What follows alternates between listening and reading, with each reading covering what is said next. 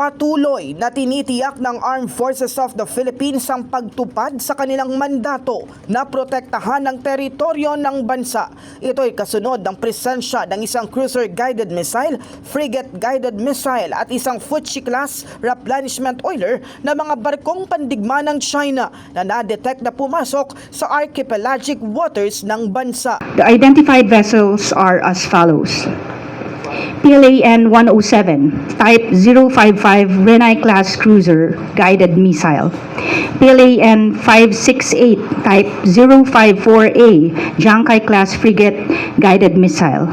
And an unidentified vessel resembling a Type 903A Fuji-class replenishment oiler.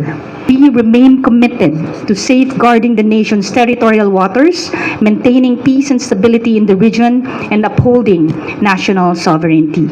Sa kabila ng pagtawid ng tatlong barko, ayon sa AFP, hindi ito maituturing na cause of alarm. The Philippine Navy continues to monitor all activities within our exclusive economic zone to ensure the safety and security of our maritime assets and interests. There is no cause for alarm as we are prepared to respond effectively to any developments. Samantala, sa huling monitoring ng Philippine Navy, nasa 120 nautical miles na ng basila ng tatlong barko. Kasama umano sa tinawid nito ang Cuyo Island sa Palawan at ang Basilan Strait.